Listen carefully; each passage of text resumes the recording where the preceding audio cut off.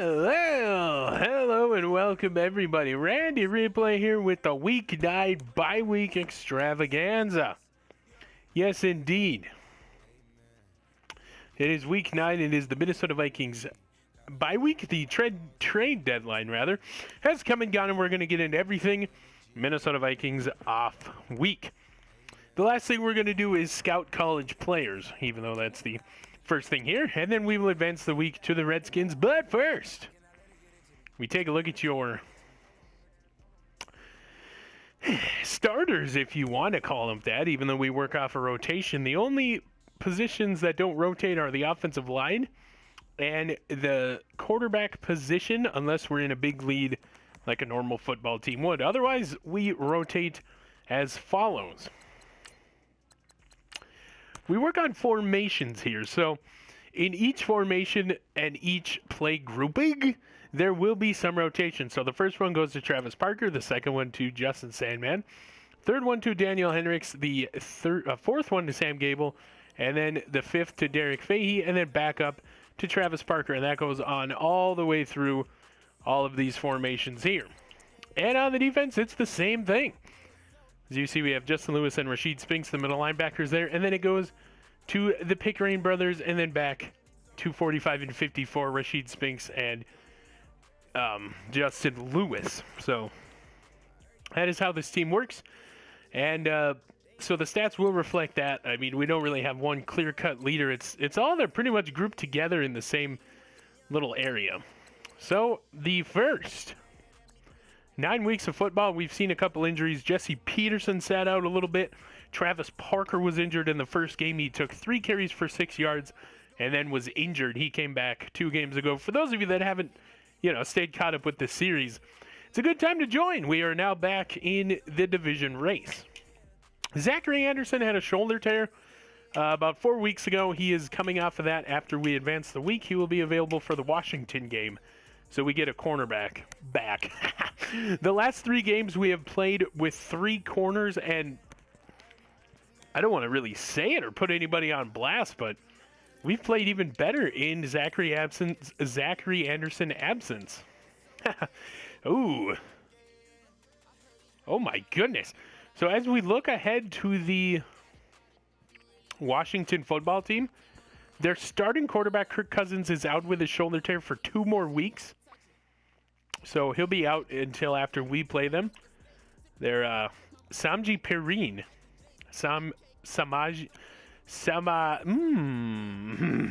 The running back Perrine is out 30 weeks the rest of the season with a complete ACL. Kendall Fuller, one of their starters in the cornerback position, is out with an MCL tear. And then Randy Starks, their very, very veteran right end, out 4 more weeks with an upper arm fracture. So they'll have some injuries. We have 1 injury, so there you have it. Now we get into the bread and butter here. Packers had their bye week last week. We have ours this week. They play the...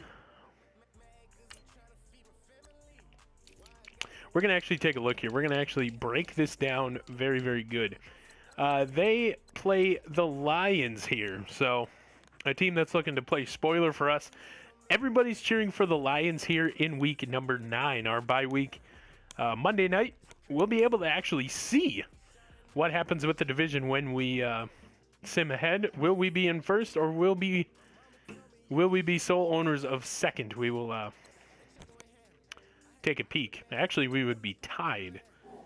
So if they lost, there would be a tie, but we'd still be tied for first, but we'd be in second because of the division play, them beating us. So now we get into the bread and butter of this little video here, the stats. Those of you that haven't kept up, it's time to join in. Total offensive yards, the Minnesota Vikings are in first place with 5,278, and that is split between 3,977 offensive yards. And then that is split by 2,461 passing, 1,516 rushing, averaging 36 points per game. 17 passing touchdowns and 18 rushing touchdowns. So we're getting it done through on the ground and through the air, and I do believe we are second, tied for second in first downs. 21st in the league as far as standings go. Defensively, dead last. Not by much, though, giving up 3,757 total yards. That is 2,605 passing yards and 1,152 rushing yards. We have allowed 323 points, which I do believe is a NFL league high. We've been doing better, though, so this isn't going to replicate what we've been doing in the last 4 weeks, and we'll get into that as well. 33 sacks on the season, though. That's good for first. 2 fumble recoveries. And let's see if we can find the Vikings here. There we go. 9 interceptions, 2 fumble recoveries. Excuse me. Must have been this bad drone I'm having. So conversion proficiency. Let's see where we're at here. Well, we're nowhere near the top. I'd say we're more towards the bottom of the league. 49%. Third down conversions, 56 for 113. 4 for 11 on fourth down. That gives us 36%. And 1 for 3 on 2-point conversions. So just not being able to convert on third and fourth downs. Red zone efficiency. We are near the top. We are third, 83%. That is 31 attempts split between 18 touchdowns and 8 field goals. So still in the win column there. Red zone defensive trips, 35, and we've given up 28 and 4. So 91% red zone points percentage. So that is highest in the league. So the defense not doing too good in the red zone. Yeah, it is what it is. Penalties, we do not lead the league. We're at the bottom, actually, the least penalized team. 12 penalties. The next lowest is 30 by the Titans, so we are playing pretty disciplined football here, if you will. And then turnovers. Turnover difference, we are near the bottom. We are -3, though. We're doing it. We're doing it. 16 giveaways against 13 takeaways, so we just need a couple more interceptions and not fumble the ball. Of course, we have thrown 9 picks and fumbled 5 balls away. And the defense has 9 interceptions and 2 fumble recoveries, so that gives us that 3. So we have as many interceptions as we give away, and then just missing 3 on the fumbles lost to get us back to negative or 0 and then positive. So that is the overall team stats for the season so far through 9 games. And now we get into the individual player stats. I'm going to rifle through these, and then we will get you to scouting, and then we'll get you to Washington, figure out the our fate in the division and all that good stuff. Everything Week 10 Minnesota Vikings football. Zmago, the quarterback of the future, so this team thinks. 2,436 yards, 162 completions through 240 attempts. That is 67% completion for those of you that didn't know how to do math or didn't look over here. 17 touchdowns against 6 interceptions. Longest pass of 72. He has been sacked 26 times and has played in all 8 games. Stephen Campagna came in the, I want to say, fourth quarter of one other game, and then he played the whole second half of the Browns game in London. He has 110 yards, 13 for 22. That is 59% completion percentage. 0 touchdowns, but 2 interceptions. So there you have it. Longest pass of 16 yards. He's been sacked once.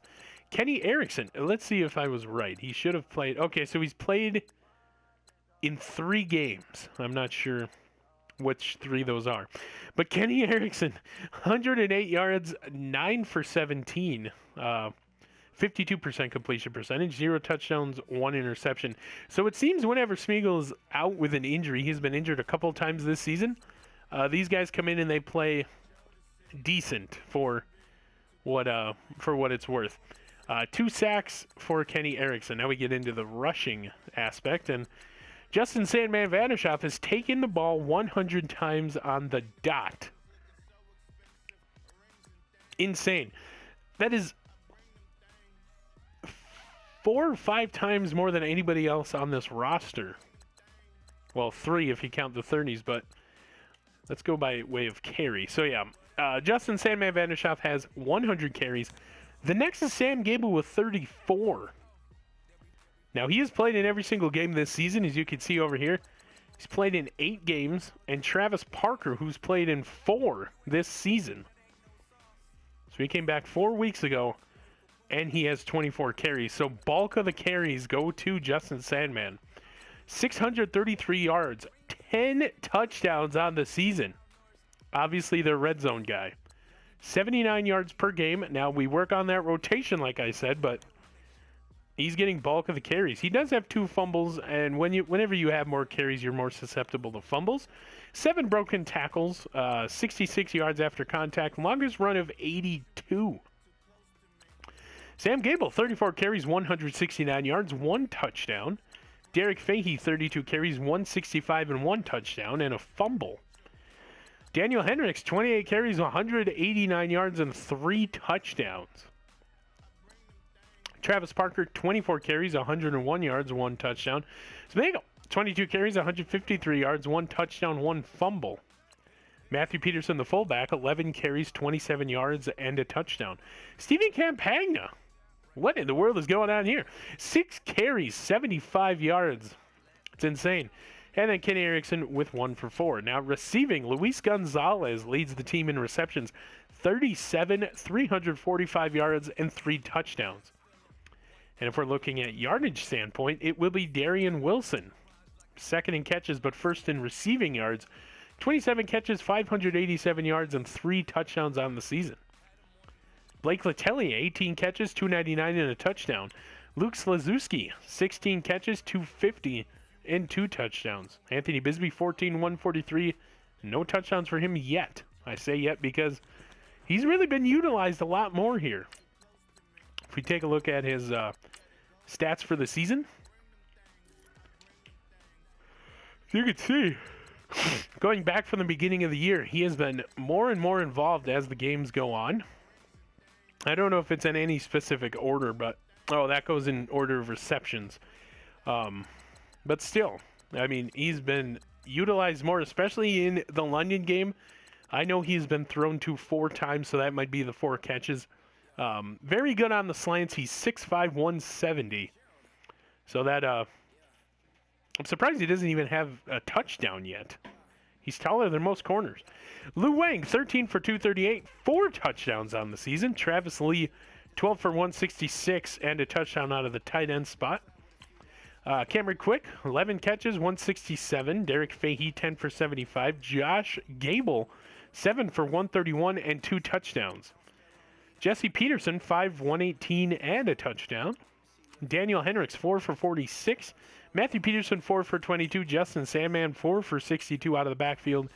And here is Travis Parker, 2 for 5. The longest reception of the season, I do believe, is going to go to Luke Slazewski with that 72-yarder. And the guy that leads the team in average yards per reception, Jesse Peterson with 23.6. Nobody cares about blocking, so we're going to go to defense and look at total tackles, and it is Justin Lewis with 38 out of the middle linebacker spot.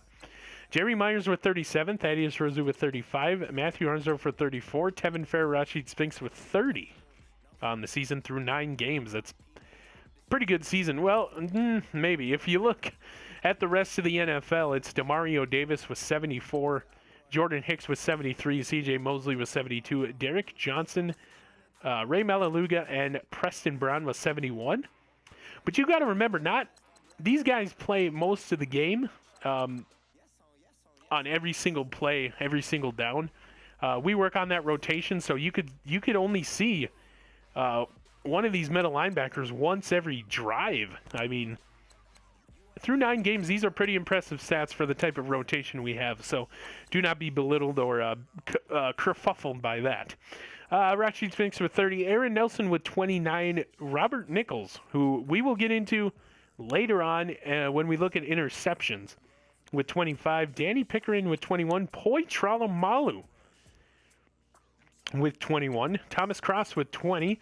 Josiah Russell, 18. Josh Fitzer with 16. Paul Fritchie, 16. Zachary Anderson, Scott Rethwell, Ryan Belo, and Otis McMiller each have 15. Richard Salty and Jacob Pickering have 12. Drew Ward with 11. Terrell Oliver with 10. Lee O'Neill with 9. Dan Nolte with 7. Sean Clausen with 5. And Jeremy Lindsay with 3. This is what I'm talking about. These guys might even only get 1 snap per drive, so there's really not a lot of tackles to go around here to some of these guys that don't really see it. But tackles for loss, Rashid Spinks has 7. Justin Lewis has 6. Jacob Pickering has 5. Tevin Fair, Josiah Russell, Josh Fitzer, Ryan Belo with 4. Thaddeus Rozu, Aaron Nelson with 3. Danny Pickering, Thomas Cross, Otis McMiller, Drew Ward, Lee O'Neill with 2. Jerry Myers, Matthew Arnsdorf, Terrell Oliver, and Jeremy Lindsay each with 1. Sacks, and it's not even, well, it's kind of close. I thought it was closer than, never mind. Tevin Fair, 5.5 sacks, leads the team through 9 games. We're going to actually take a look here.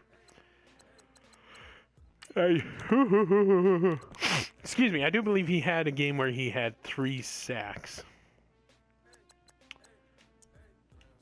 All right, so it was 2. It doesn't tell me who we went up against, but 4 games, he got 5.5 sacks. So all of his sacks came within 4 games of each other. So that's pretty crazy. Josiah Russell with 4. Justin Lewis, Scott Rethwell, Jacob Pickering, Drew Ward, Lee O'Neill each with 2. Rashid Spinks, Otis McMiller, Richard Salty each with 1.5. Thaddeus Rozu, Thomas Cross, Josh Fitzer, Zachary Anderson, Ryan Belo, Terrell Oliver, Sean Clausen, and Jeremy Lindsay each with 1. And then Jerry Myers and Poi Tralamalu. I can't remember what game it was, but I know it was a double safety blitz with tight man coverage. They both come in and get to the quarterback. Again, I can't remember what game it was, but it was quite the sack. Interceptions. This is where Robert Nichols shines. Through 9 games, he has 4 interceptions. This insane playing shutdown corner this season.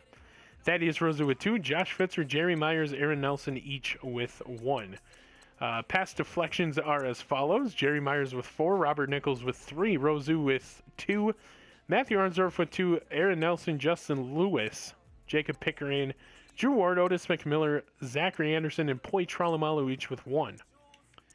Catches allowed. Thaddeus Rozu with 4. Thomas Cross with 4, Aaron Nelson with 3, Robert Nichols with 2. 2 catches allowed. That's pretty crazy. Justin Lewis with 2, Zachary Anderson with 2, Matthew Arnsdorf, Tevin Fair, Ryan Belo each with 1. Forced fumbles, we do have 6 by Thaddeus Rozu, Tevin Fair, Scott Rethwell, Rashid Spinks, Danny Pickering, and Paul Fritchie. Only recovered 2 of them, though, Tevin Fair and Rashid Spinks. Recovering that. So block kicks, we have 1 by Aaron Nelson. We have no safeties and 1 defensive touchdown on a Robert Nichols pick 6. Zachary Anderson played in 5 games. Danny Pickering, Drew Ward, and Dan Nolte were held out a game. Healthy scratches, I do believe. I can't remember what happened, but they are the only 3 men on this defensive roster that doesn't have an injury, that hasn't played every single game. So Zachary Anderson, of course, out the last 4 weeks with a injury. Kicking, Brandon Baker. Very interesting start to the season. Through 9 games, he has only missed 4 field goals. One of them being a 54 in London. Had a block for a touchdown in London, which you will see. Or already have seen, depending on which order you watch these in. 77% on the season.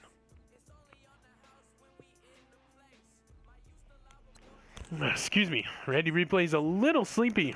Jet lag from London. Call it what you will. I'm not sure what it is, but a little tired here. Randy Replay. Longest field goal of 54. He had 2 blocked. 31 of 33 on extra points. 1 extra point blocked. So 5 for 6 up to 29 yards. I'm assuming that is the one from the extra point being blocked. 3 for 3 from 29 to 39. And 39 to 49, he is 5 for 6, and then 1 for 3 on 50 yards or more. And these two misses were in London, where he had a block and he had a miss wide right. It's not really his fault. He hasn't kicked in raining conditions, and it was pouring over there in London. Not really the best weather. This team is very, very used to indoor football. Field goals attempted from 50 yards or more, 1 for 3. Kickoffs, 56, 14 touchbacks, played in all 8 games. Punting, Taylor Pauline, only 24 punts through 9 games, 1,072 yards, netting 947. Ooh. Average yards per punt, 44.7, netting 39.5. He has had 6 inside the 20 and 2 go for touchbacks. Longest punt of 54, and played in all 8 games, or played in all 7 games, only played 8 downs. So that's interesting. He played 8 downs but punted 24 times. Got to fix some stuff going on there. So Justin Sandman Vandershoff, 17. Sorry, we're going to go Jesse Peterson, 27 kick returns, 714 yards, longest of 32, and Justin Sandman, 17 kick returns, 453 yards, 32 of a long. It's crazy. Lou Wang, 1 for 1. It had to have been an onside kick.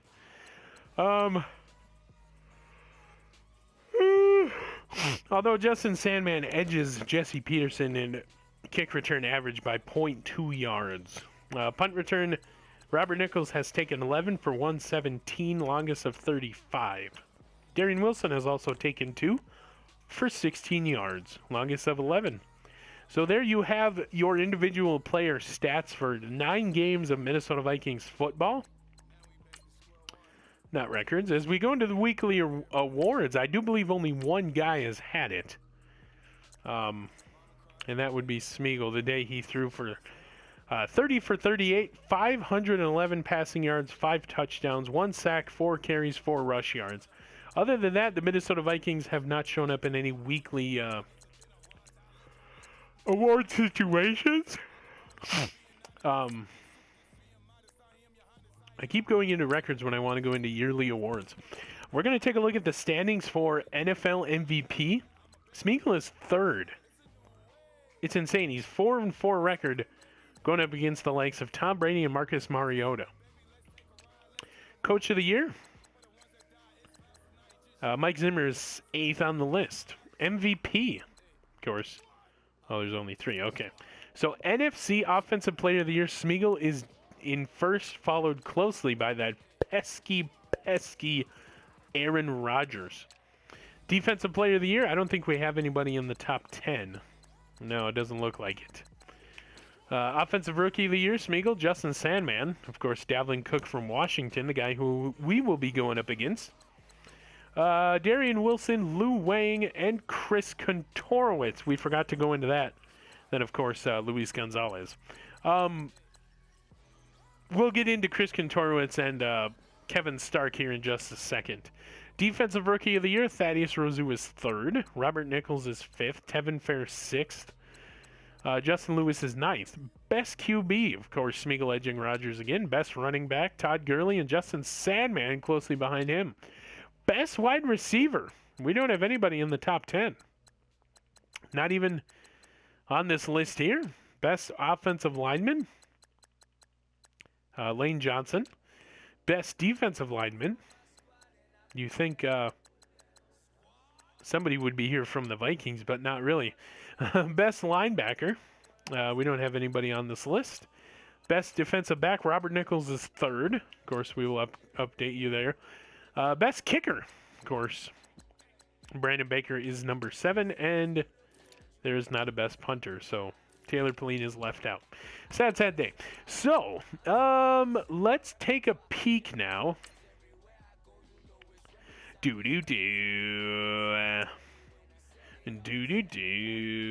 do believe it was in transactions. We ran out of space on the practice squad.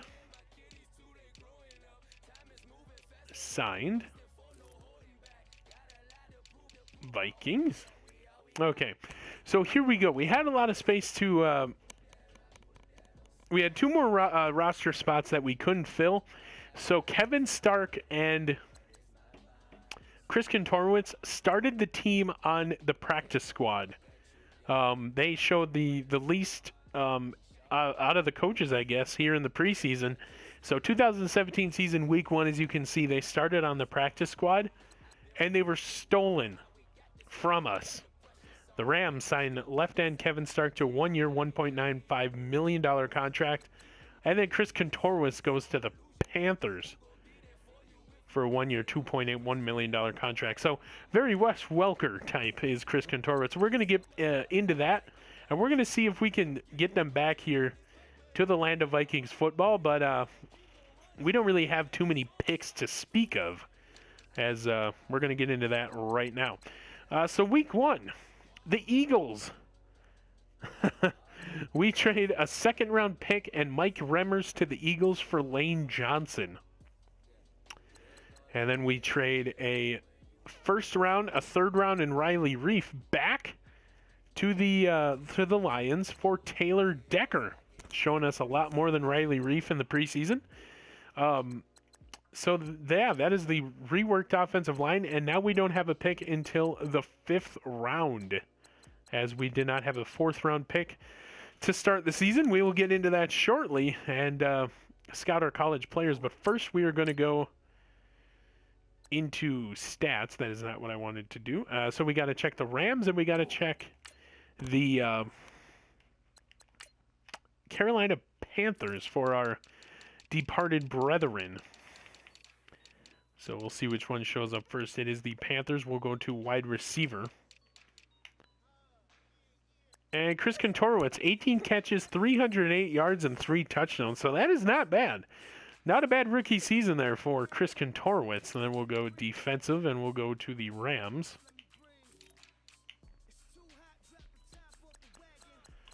And we look for Kevin Stark. 3 total tackles and 1 sack on the season. So they might want to give him up for a 5th and a 6th round pick.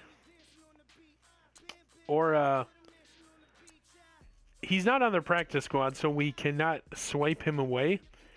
But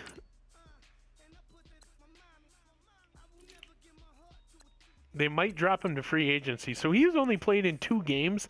He has 2 tackles in one in another, but the 2 tackles he does have a sack in there all total. Solo, sorry. So they might let him drop to free agency since he was only signed to a 1-year deal. They're not really showing him, so we might be able to get him back in the offseason. We will see there. So going forward from here, the Minnesota Vikings team schedule has looked as such. Our 4-4 record is split up by a win the first game of the season against the Saints. I do believe you really need to go back and look at this game. This was an incredible game that went right down to the wire. Score was a little bit closer towards the end of the game. So very, very good game there. So Steelers, we dropped 27-20. We lost to the Buccaneers 55-17. Oh my goodness. Lost to the Lions 41-40 in a nail-biter. This is probably going to be the game of the year for Randy Replay, as it came down right to the last minute. So, we beat the Bears 59-52. This was another good one that went down to about the middle of the 4th quarter. It was really tight, and then we added on the touchdown at the end to really get the lead, and they try to come back, and they cannot complete the touchdown onside kick and touchdown scenario. We lose to the Packers 57-36. We beat the Ravens 37-27. We beat the Browns in London 45-29. And then now we have our bye week, and we face Washington. We're at home against the Rams, and then three away games. Thursday afternoon football. That is, of course, the Thanksgiving Day, I do believe. Then we are in Atlanta to play the Falcons in their brand new Mercedes-Benz Superdome. or Mercedes-Benz Stadium, however you want to look at it. I call it Superdome because it is a thing of beauty, and I cannot wait to call a game there. This one has been circled for a long time on Randy's calendar. And then we are in Carolina for the third of these 3 home games, sorry. And then we are at home against the Bengals. We go to Lambeau, and we finish the season New Year's Eve, I do believe, or New Year's Day, one of the two, against the Bears. So Saturday night football, 8:30 p.m. in Lambeau. Expected to be cold and snowy there, so that's another one. Anytime we play in Lambeau, the fans there are very, very into it, so we'll see what happens there. So yeah, we're going to advance the week right now. And we are here in week number 10, and we'll see what happens. The only thing we know for certain right now is the 4-4 Vikings are taking on the 2-6 Washington football team at FedEx Field. We do have it. Zachary Anderson is available to play again. We'll get him in the rotation. We'll make sure everything is good there. And the Packers have beat their rivals. So the Packers are sole owners of first place, and the Vikings take a 4-4 record into second place. And it's not really a scary second place. I mean, the Bears and the Lions are both 2-6. So yeah, I mean, I'm fine with this. So looking at the rest of the division, the Packers will play the Bears. The Browns are at the Lions. So this will be a good game, week number 10. And then, of course, we take on the Washington football team here. So all noon games. So we should know our fate by the end of our game, depending on when they start. So that should be very, very, very interesting, of course. Monday Night Football, you have the Dolphins and Panthers, and Patriots at Broncos for the Sunday night game. So that is just going to about do it here. I think I've covered everything. First half of the season for your Minnesota Vikings. The Super Bowl only 12 weeks away, and the NFL Draft 18 weeks away. So that is insane as we wrap up this first season of the series. And then we'll see what we can do with those 3 picks we do have. We're just going to take a look and see what would be available in the 5th and 6th, 7th round for your Minnesota Vikings. Welcome back to the club. Randy Replay wants to, yeah. And because I'm such a Vikings lover, I'm going to put us in the last little bit of the 5th round. So 32, 31, 30, 29, 28, 27, 26, 25, 24, 23, 22, 21, 20, 19, 18, 17, 16, 15, 14, 13, 12, 11, 10. So anything after Chris McCarthy is free game. So Lee Jenkins, a 6'4", 304 left guard. He is a late 5th rounder. That is a good grade. So B, impact, B, run block, C, pass block. That's a good little guy. Robert Hodges, 3'9". But Parker McClure, 6'6", 335. Late 5th rounder. So it all depends on what the combine stuff looks like. Franklin Culbreth, Addison Carpenter, Sexton Lotson, free safety. So in the 6th round, looking for anything that jumps out at Randy here. 6'5", 318, Lescal Rogers. He is a mid-6th rounder, so C talent. 6'6", 328, right tackle, Sean Gieser, BBC, B-, sorry. He is late 6th round talent, 6'5", 6'6", 273, tight end Paul Levy. Let's get him scouted. A 6'5" linebacker, Taurus Hunt. Interesting. 6'4", 5'9", 6'5", 299 right end Fisher Virgil. 6'5", 318 Paul Sowell, right tackle. Late 6th rounder. That's good. We'll take that one.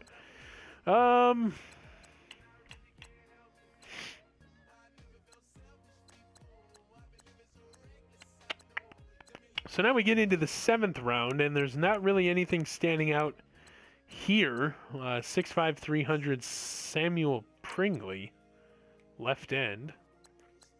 He's a big bruiser type, it looks like. So the undrafted guy is the Mr. Irrelevant, or whatever they're called. I do believe that is them. So 6'6", 305, Tyrone McPhee out of Oregon State. I mean, sometimes you just got to take a chance. I mean, look at that. Undrafted, he's got a B, C plus C. So you got to take a chance on some of these. So view the Combine report 3 weeks after the Super Bowl for 40 times bench press and more. That is the only reason we're doing that, because he could be first in strength and blocking, but lacking speed and awareness. So we need to take a chance on some of these undrafted guys, and I don't see a better time than now.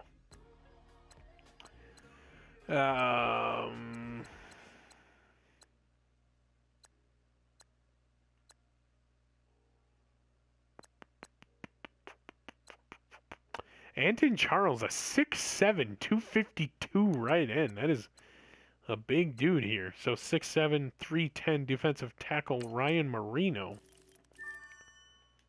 There's a CC plus.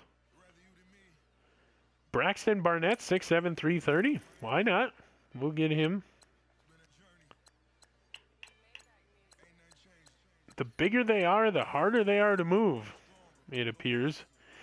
Curtis Waters, 6'6", 262 tight end out of Illinois State. Yeah, and you got to believe a lot of these guys are going to be here after the draft, so you might be able to sign these guys for, or get them without spending a draft pick on them. So, and when you only have 3, you really got to weigh the options here. But that is 18 weeks away here, so we're not even thinking about the draft right now. We're just trying to get talent scouted for it. So Gregory Dean, 6'6", 313. C plus CC, okay.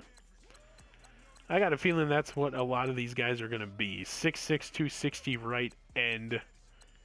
6'6", 305 Garrick Long, left tackle. Okay, so let's see about quarterback. Left end. Lynn Hartman, 6'6", 299. 6'7", 292. Oh my goodness, Marcus Phoenix. That sounds like somebody else I used to know. Marcus Phoenix. Very interesting to see where he will go in the draft. Anton Charles, 6'7". We'll take a look at him. Why not? So for defensive tackle, the area that we are pretty thin at, defensive needs. Oh, we have 4 active, 2 required. So left end is where we're struggling on the defense. So we'll 6'5", 300. I highly doubt we're going to get him, but we'll scout Lynn Hartman. Ooh, he's an undrafted talent. Listed as a 3rd rounder, so might be something to avoid. Samuel Pringley. And that is all of our points. So that'll just about do it here. Randy Replay wrapping things up. Week 10 coming up. Vikings in Washington at FedEx Field against the Washington football team. This has been Randy Replay for everything first half Minnesota Vikings football of the season, mind you. I'll see you in the next one.